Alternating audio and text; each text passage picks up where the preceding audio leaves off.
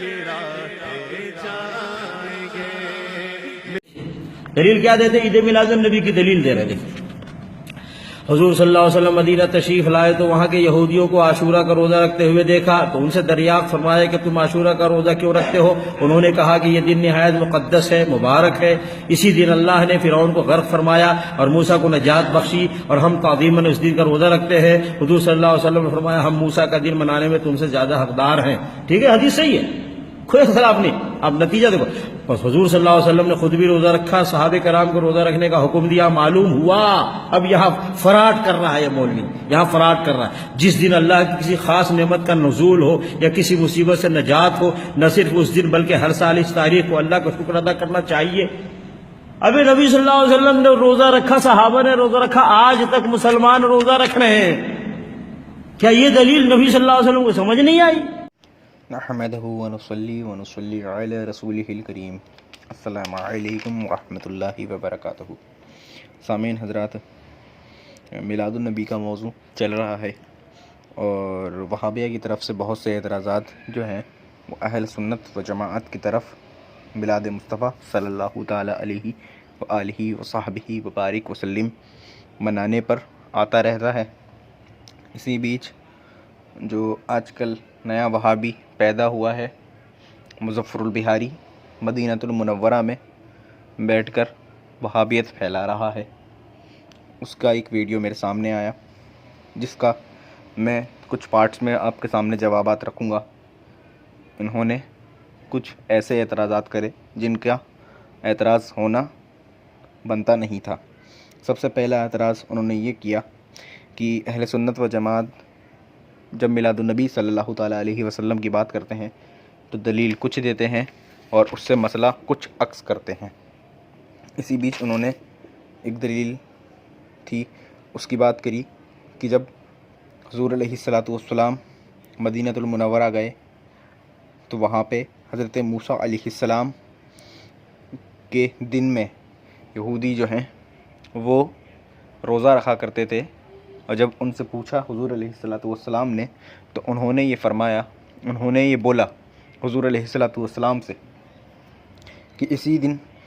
حضرت موسیٰ علیہ السلام کو فرعون سے نجات ملی، اسی لیے ہم آج کے دن روزہ رکھ کر اس دن کی خوشی مناتے ہیں اور اس دن کی یاد میں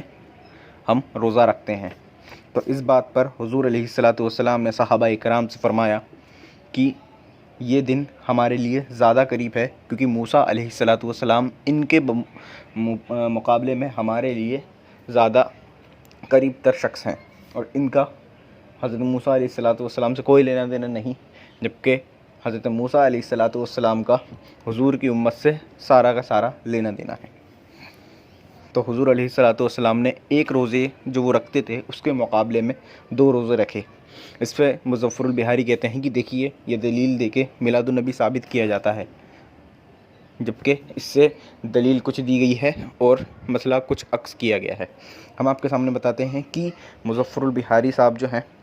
انہوں نے یہ غلطی کری ہے کہ دلیل کچھ اور حاصل کچھ، یہ وہ غلط بول رہے ہیں۔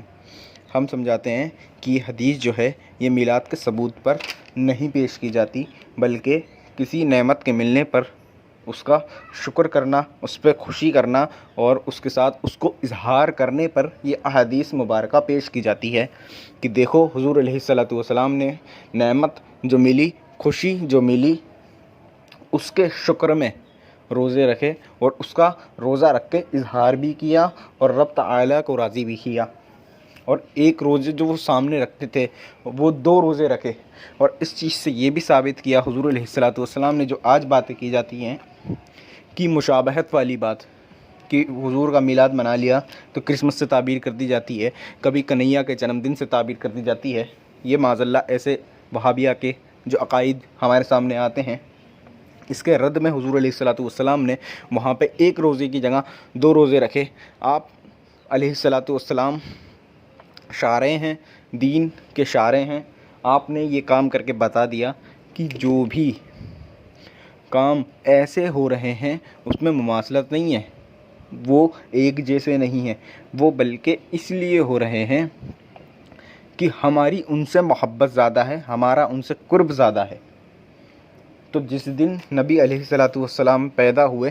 وہ نعمت کا دن ہے، اور اس دن خوشی کا اظہار کرنا چاہیے۔ ہماری دلیل نعمت کے اظہار کرنے پر ہے، نہ کہ میلاد مصطفیٰ منانے پر۔ یہ دلیل ہم نے میلاد مصطفیٰ صلی اللہ تعالیٰ علیہ وسلم منانے پر نہیں دی، بلکہ اس لیے دی ہے کہ یہ جو حدیث شریف ہے اس سے یہ ثابت ہو جائے کہ خوشی کا اظہار کرنا چاہیے، کیونکہ میلاد پر وہابیہ کا یہ اعتراض ہمیشہ رہتا ہے کہ خوش تو ہو جاؤ۔ وہ ہمیشہ اس بات پہ کہتے ہیں کہ خوشی تو اندر سے ہوتی ہے، اظہار کرنے کی کیا ضرورت ہے، جلسے کی کیا ضرورت ہے، جلوس کی کیا ضرورت ہے، لائٹنگ کی کیا ضرورت ہے، سجاوٹ کی کیا ضرورت ہے، خرچے کی کیا ضرورت ہے،